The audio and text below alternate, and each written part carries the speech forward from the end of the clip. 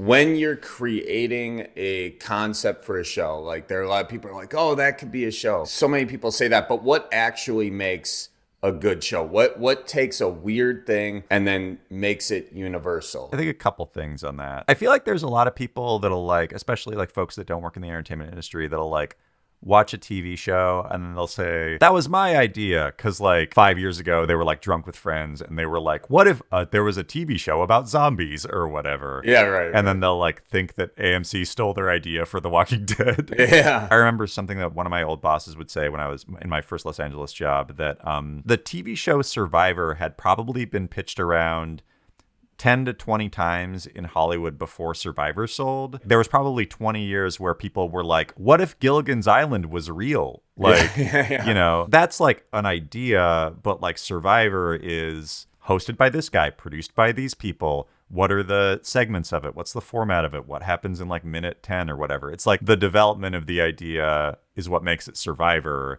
as opposed to just what if Gilligan's Island was real, you know? Mm-hmm. I always try to like focus on when coming up with a pitch of like, what is the heart of the idea? Specifically, like why do you think that this would be a good idea, other than it would be a good show or it'd be funny or whatever? And I think that for me, it's like a lot of that is boiling down to like, what's the thing about the show that like you really give a shit about? So like using Gilligan's Island as an example, when I first moved to LA, I went to like a book signing by Sherwood Schwartz, who was the creator of Gilligan's Island and the Brady Bunch. He was like in his 90s. He like passed away just like, you know, like a couple years afterwards. As he signed the autograph, he died.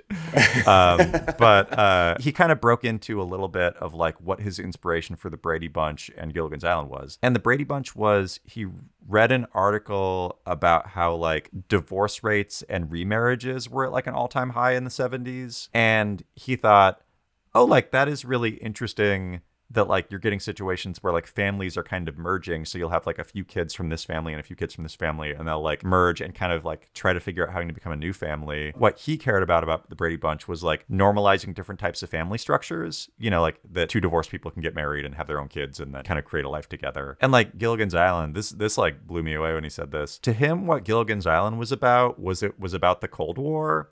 And the idea that like all of these countries have nuclear weapons and all it takes is like one to kind of things up for everybody. So like that to him is what Gilligan's Island was about. The idea that like we're all on this island on this planet together and like one person can things up. So we gotta like work together and be careful and try to make that not happen, you know? Wow. You know, I think that like those are, yeah, it's stuff where it's like, you know, when I watched Gilligan's Island on Nick at Night as a kid, I didn't like think that there was any deep level to it, but like to him, that's like the core of it. And then you like hear that and you're like, oh yeah, that kind of makes sense. So I think that like any good TV show, it's important to figure out like what's the thing that you really care about it. It's like kind of the underlying truth that you want to follow on it.